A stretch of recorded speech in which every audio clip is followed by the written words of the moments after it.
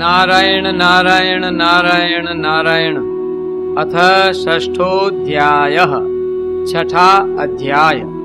देवताओं की भगवान से स्वधाम सिधारने के लिए प्रार्थना तथा यादवों को प्रभास क्षेत्र जाने की तैयारी करते देखकर उद्धव का भगवान के पास आना।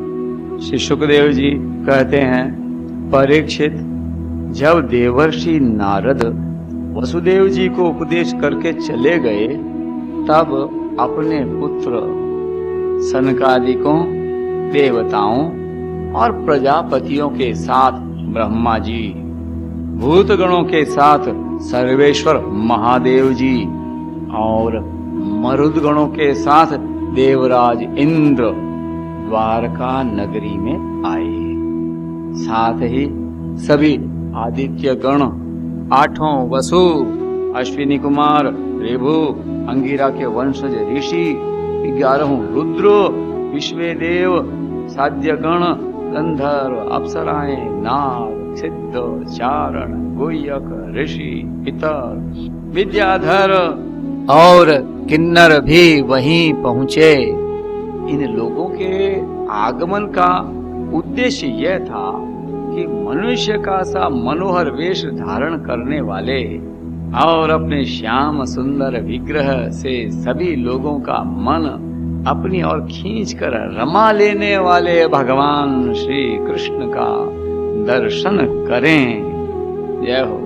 क्योंकि इस समय उन्होंने अपना श्री विग्रह प्रकट करके उसके द्वारा तीनों लोकों में ऐसी पवित्र कीर्ति का विस्तार किया है जो समस्त लोकों के पाप ताप को सदा के लिए मिटा देती है। द्वारकापुरी सब प्रकार की संपत्ति और ऐश्वर्यों से समृद्ध तथा अलौकिक दीप्ति से देदीप्यमान हो रही थी। वहां आकर उन लोगों ने अनूठी छवि से युक्त भगवान श्री कृष्ण के दर्शन किए। कृष्णम अद्भुत दर्शनम। भगवान की रूप माधुरी का निर्निमेष नयनों से पान करने पर भी उनके नेत्र तृप्त न होते थे।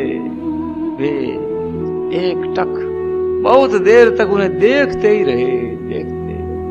उन लोगों ने स्वर्ग के उद्यान, नंदन वन, चैत्र रथ आदि के दिव्य पुष्पों से जगदीश्वर भगवान श्री कृष्ण को ढक दिया और चित्र विचित्र पदों तथा अर्थों से युक्त वाणी के द्वारा उनकी स्तुति करने लगे। नतास्मते नाथ पदारविंदम बुद्धीन्द्रिय प्राण मनोवचो भी। देवताओं ने प्रार्थना की, स्वामी, कर्मों के विकट फंदों से छूटने की इच्छा वाले मुमुक्षु जन भक्ति भाव से अपने हृदय में जिसका चिंतन करते रहते हैं, आपके उसी चरण कमल को हम लोगों ने अपनी बुद्धि, इंद्रिय, प्राण, मन और वाणी से साक्षात नमस्कार किया है। कहो, आश्चर्य है। यहाँ साष्टांग प्रणाम से तात्पर्य है दोर्भ्याम, पादाभ्याम, जानुभ्याम, मुरसा, शिरसा, दृशा, मनसा, वचसा चेति प्रणामोष्टांग ईरितः। हाथों से, चरणों से, घुटनों से, वक्षस्थल से, शिर से, नेत्रों से, मन से और वाणी से, इन 8 अंगों से किया गया प्रणाम साष्टांग प्रणाम कहलाता है। अजित, आप मायिक, रज आदि गुणों में स्थित होकर इस अचिंत्य नाम रूपात्मक प्रपंच की त्रिगुणमयी माया के द्वारा अपने आप में ही रचना करते हैं, पालन करते हैं और संहार करते हैं। यह सब करते हुए भी इन कर्मों से आप लिप्त नहीं होते हैं, क्योंकि आप राग द्वेष आदि दोषों से सर्वथा मुक्त हैं और अपने निरावरण अखंड स्वरूप भूत परमानंद में मग्न रहते हैं। स्तुति करने योग्य परमात्मन, जिन मनुष्यों की चित्तवृत्ति राग द्वेष आदि से कलुषित है, वे उपासना, वेदाध्ययन, दान, तपस्या और यज्ञ आदि कर्म भले ही करें, परंतु उनकी वैसी शुद्धि नहीं हो सकती जैसी श्रवण के द्वारा संपुष्ट शुद्धांतःकरण सज्जन पुरुषों की आपकी लीला कथा कीर्ति के विषय में दिनों दिन बढ़कर परिपूर्ण होने वाली श्रद्धा से होती है। मननशील मुमुक्षु जन मोक्ष प्राप्ति के लिए अपने प्रेम से पिघले हुए हृदय के द्वारा जिन्हें लिए लिए फिरते हैं, जय हो। 5 रात्र विधि से उपासना करने वाले भक्तजन समान ऐश्वर्य की प्राप्ति के लिए वासुदेव, संघर्षण, प्रद्युम्न और अनिरुद्ध इस चतुर्व्यूह के रूप में जिनका पूजन करते हैं और जितेंद्रिय धीर पुरुष स्वर्ग लोक का अतिक्रमण करके भगवत धाम की प्राप्ति के लिए तीनों समय जिनकी पूजा किया करते हैं, याज्ञिक लोग तीनों वेदों के द्वारा बतलाई हुई विधि से अपने संयत हाथों में भविष्य लेकर यज्ञ कुंड में आहुति देते हैं और उन्हीं का चिंतन करते हैं। आपकी आत्मस्वरूपिणी माया के जिज्ञासु योगी जन हृदय के अंतर्देश में दहर विद्या आदि के द्वारा आपके चरण कमलों का ही ध्यान करते हैं और आपके बड़े बड़े प्रेमी भक्तजन उन्हीं को अपना परम इष्ट आराध्य देव मानते हैं। प्रभो, आपके वे ही चरण कमल हमारी समस्त अशुभ वासनाओं, विषय वासनाओं को भस्म करने के लिए अग्नि स्वरूप हों। वे अग्नि के समान हमारे पाप तापों को भस्म कर दें। प्रभो, यह भगवती लक्ष्मी आपके वक्षस्थल पर मुरझाई हुई बासी वनमाला से भी सौत की तरह स्पर्धा रखती है, फिर भी आप उनकी परवाह न कर भक्तों के द्वारा इस बासी माला से की हुई पूजा को भी प्रेम से स्वीकार करते हैं। जय हो।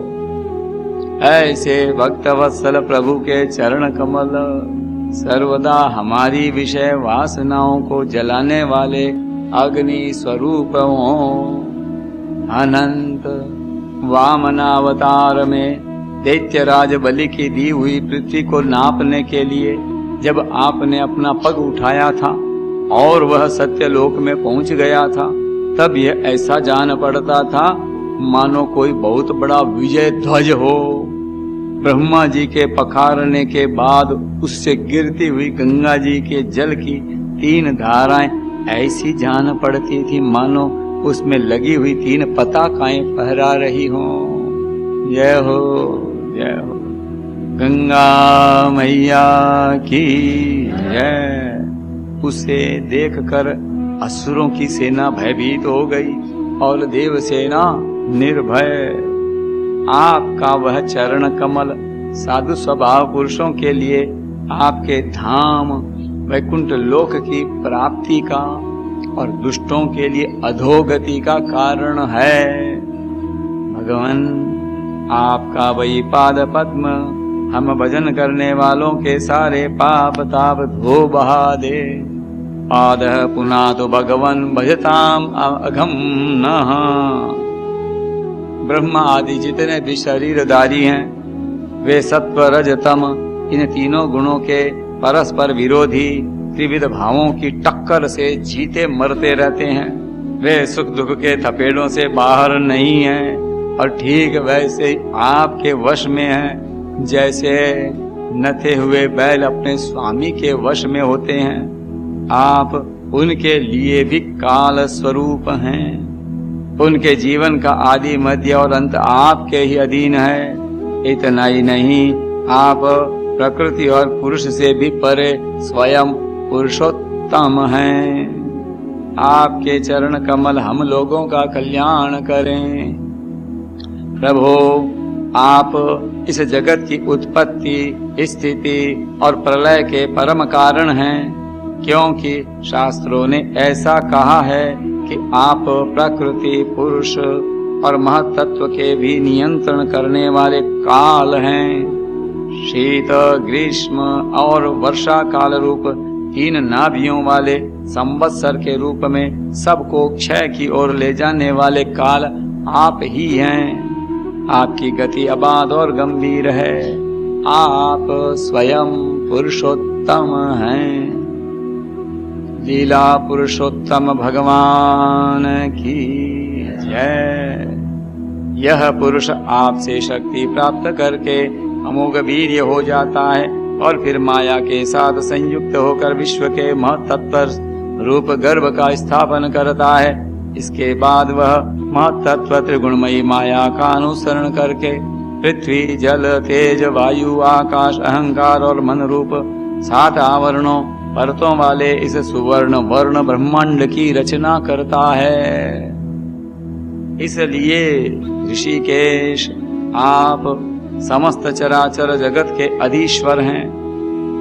यही कारण है कि माया की गुण विषमता के कारण बनने वाले ये विभिन्न पदार्थों का उपभोग करते हुए भी आप उनमें लिप्त नहीं होते। यह केवल आपकी ही बात है। आपके अतिरिक्त दूसरे तो स्वयं उनका त्याग करके भी उन विषयों से डरते रहते हैं। 16,000 से अधिक रानियां आपके साथ रहती हैं।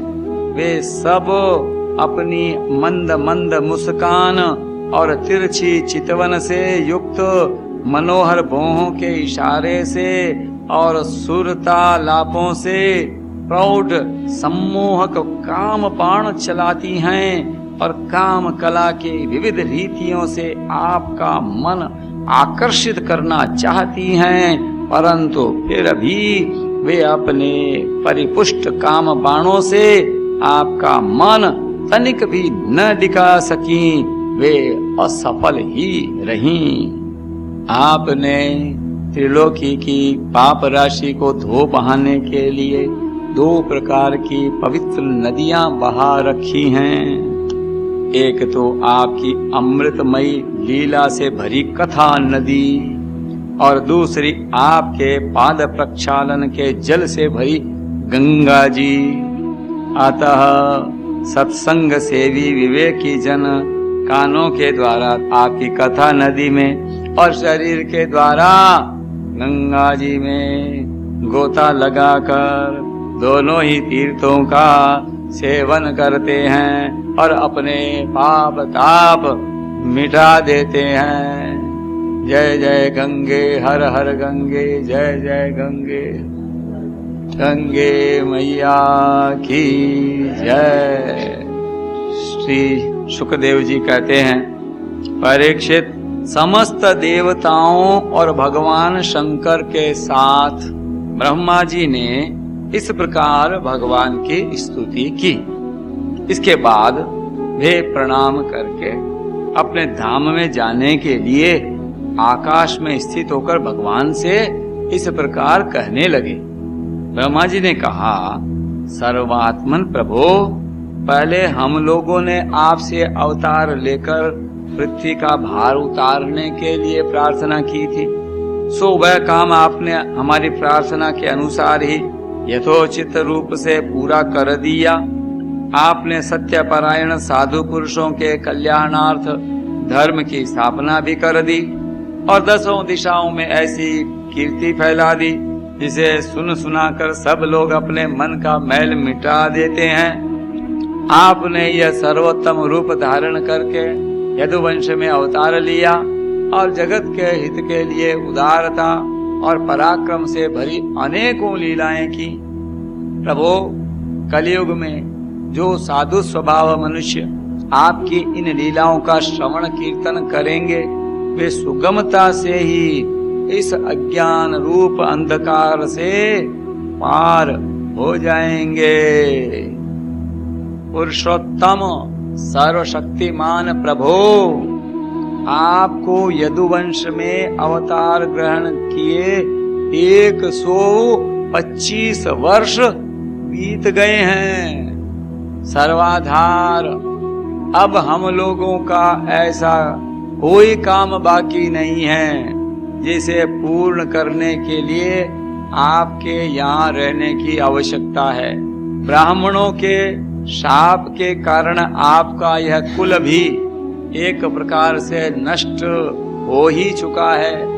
इसलिए वैकुंठनाथ, यदि आप उचित समझें तो अपने परम धाम में पधारिए और अपने सेवक हम लोकपालों का तथा हमारे लोकों का पालन पोषण कीजिए। श्री वैकुंठनाथ भगवान की जय। भगवान श्री कृष्ण ने कहा, ब्रह्मा जी, आप जैसा कहते हैं मैं पहले से ही वैसा निश्चय कर चुका हूँ। मैंने आप लोगों का सब काम पूरा करके पृथ्वी का भार उतार दिया, परंतु अभी एक काम बाकी है। वो यह है कि यदुवंशी बल विक्रम, वीरता, शूरता और धन संपत्ति से उन्मत्त हो रहे हैं। ये सारी पृथ्वी को ग्रस लेने पर तुले हुए हैं। इन्हें मैंने ठीक वैसे ही रोक रखा है जैसे समुद्र को उसके तट की भूमि। यदि मैं घमंडी और उच्छृंखल यदुवंशियों का यह विशाल वंश नष्ट किए बिना ही चला जाऊंगा तो ये सब मर्यादा का उल्लंघन करके सारे लोगों का संहार कर डालेंगे। निष्पाप ब्रह्मा जी, अब ब्राह्मणों के शाप से इस वंश का नाश प्रारंभ हो चुका है। इसका अंत हो जाने पर मैं आपके धाम में होकर जाऊंगा। श्री सुखदेव जी कहते हैं, परीक्षित, जब अखिल लोकाधिपति भगवान श्री कृष्ण ने इस प्रकार कहा, तब ब्रह्मा जी ने उन्हें प्रणाम किया और देवताओं के साथ वे अपने धाम को चले गए। उनके जाते ही द्वारकापुरी में बड़े बड़े अपशकुन, बड़े बड़े उत्पात उठ खड़े हुए। उन्हें देखकर यदुवंश के बड़े बूढ़े भगवान श्री कृष्ण के पास आए। भगवान श्री कृष्ण ने उनसे यह बात कही। भगवान श्री कृष्ण ने कहा, गुरुजनों, आजकल द्वारका में जिधर देखिए उधर ही बड़े बड़े अपशकुन और उत्पात हो रहे हैं। आप लोग जानते ही हैं कि ब्राह्मणों ने हमारे वंश को ऐसा शाप दे दिया है जिसे टाल सकना बहुत ही कठिन है। मेरा ऐसा विचार है कि यदि हम लोग अपने प्राणों की रक्षा चाहते हों तो हमें यहाँ नहीं रहना चाहिए। अब विलंब करने की आवश्यकता नहीं है। हम लोग आज ही परम पवित्र प्रभास क्षेत्र के लिए निकल पड़ें। प्रभास क्षेत्र की महिमा बहुत प्रसिद्ध है। जिस समय दक्ष प्रजापति के शाप से चंद्रमा को राजयक्षमा रोग ने ग्रस लिया था, उस समय उन्होंने प्रभास क्षेत्र में जाकर स्नान किया और वे तत्क्षण उस पापजन्य रोग से छूट गए। साथ ही उन्हें कलाओं की अभिवृद्धि भी प्राप्त हो गई। हम लोग भी प्रभास क्षेत्र में चलकर स्नान करेंगे, देवता एवं पितरों का तर्पण करेंगे और साथ ही अनेकों गुण वाले पकवान तैयार करके और श्रेष्ठ ब्राह्मणों को भोजन कराएंगे। वहां हम लोग उन सतपात्र ब्राह्मणों को पूरी श्रद्धा से बड़ी बड़ी दान दक्षिणा देंगे और इस प्रकार उनके द्वारा अपने बड़े बड़े संकटों को वैसे ही पार कर जाएंगे जैसे कोई जहाज के द्वारा समुद्र पार कर जाए। श्री सुखदेव जी कहते हैं, कुलनंदन, जब भगवान श्री कृष्ण ने इस प्रकार आज्ञा दी तब यदुवंशियों ने एक मत से प्रवास जाने का निश्चय कर लिया और सब अपने अपने रथ के सजाने जोतने लगे। परीक्षित, उद्धव जी भगवान श्री कृष्ण के बड़े प्रेमी और सेवक थे। उन्होंने जब यदुवंशियों को यात्रा की तैयारी करते देखा और भगवान की आज्ञा सुनी और अत्यंत घोर अपशकुन देखे, तब वे जगत के एकमात्र अधिपति भगवान श्री कृष्ण के पास एकांत में गए। उनके चरणों पर अपना सिर रखकर प्रणाम किया और हाथ जोड़कर उनसे प्रार्थना करने लगे। उद्धव जी ने कहा, देव देवेश योगेश पुण्य श्रवण कीर्तन संहृत्यैतत् कुलं नूनं लोकं संत्यक्ष्यते भवान। योगेश्वर, आप देवादि देवों के भी अधीश्वर हैं। आपकी लीलाओं के श्रवण कीर्तन से जीव पवित्र हो जाता है। आप सर्वशक्तिमान परमेश्वर हैं। आप चाहते तो ब्राह्मणों के शाप को मिटा सकते थे, परंतु आपने वैसा किया नहीं। इससे मैं ये समझ गया कि अब आप यदुवंश का संहार करके इसे समेट कर अवश्य ही इस लोक का परित्याग कर देंगे। परंतु घुंघराली अलकों वाले श्याम सुंदर, मैं आधे क्षण के लिए भी आपके चरण कमलों के त्याग की बात सोच भी नहीं सकता। मेरे जीवन सर्वस्व, मेरे स्वामी, आप मुझे भी अपने धाम में ले चलिए। प्यारे कृष्ण, आपकी एक एक लीला मनुष्यों के लिए परम मंगलमयी और कानों के लिए अमृत स्वरूप है, जिसे एक बार उस रस का चस्का लग जाता है, उसके मन में फिर किसी दूसरी वस्तु के लिए लालसा ही नहीं रह जाती। प्रभो, हम तो उठते बैठते, सोते जागते, घूमते फिरते आपके साथ रहे हैं। हमने आपके साथ स्नान किया, खेल खेले, भोजन किया, कहाँ तक गिनावें। हमारी एक एक चेष्टा आपके साथ होती रही। आप हमारे प्रियतम हैं, और तो क्या, आप हमारे आत्मा ही हैं। ऐसी स्थिति में हम आपके प्रेमी भक्त आपको कैसे छोड़ सकते हैं। हमने आपकी धारण की हुई माला पहनी, आपके लगाए हुए चंदन लगाए, आपके उतारे हुए वस्त्र पहने और आपके धारण किए हुए गहनों से अपने आप को सजाते रहे। हम आपकी जूठन खाने वाले सेवक हैं, इसलिए हम आपकी माया पर अवश्य ही विजय प्राप्त कर लेंगे। अतः प्रभो, हमें आपकी माया का डर नहीं है। डर है तो केवल आपके वियोग का। हम जानते हैं कि माया को पार कर लेना बहुत ही कठिन है। बड़े बड़े ऋषि मुनि दिगंबर रहकर और आजीवन नैष्ठिक ब्रह्मचर्य का पालन करके अध्यात्म विद्या के लिए अत्यंत परिश्रम करते हैं। इस प्रकार की कठिन साधना से उन सन्यासियों के हृदय निर्मल हो पाते हैं और तब कहीं वे समस्त वृत्तियों की शांति रूप नैष्कर्म्य अवस्था में स्थित होकर आपके ब्रह्म नामक धाम को प्राप्त होते हैं।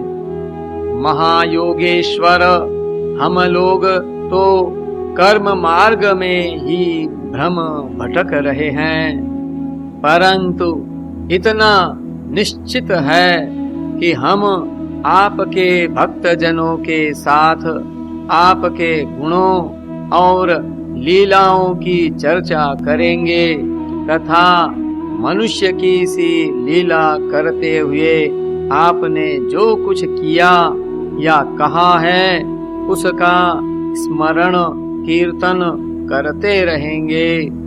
साथ ही आपकी चाल ढाल, मुस्कान, चितवन और हास परिहास की स्मृति में तल्लीन हो जाएंगे। केवल इसी से हम दुस्तर माया को पार कर लेंगे। इसलिए हमें माया से पार जाने की नहीं, आपके विरह की चिंता है। आप हमें छोड़िए नहीं, साथ ले चलिए। श्री शुकदेव जी कहते हैं, परीक्षित, जब उद्धव जी ने देवकी नंदन भगवान श्री कृष्ण से इस प्रकार प्रार्थना की, तब उन्होंने अपने अनन्य प्रेमी सखा एवं सेवक उद्धव जी से कहा, नारायण नारायण नारायण।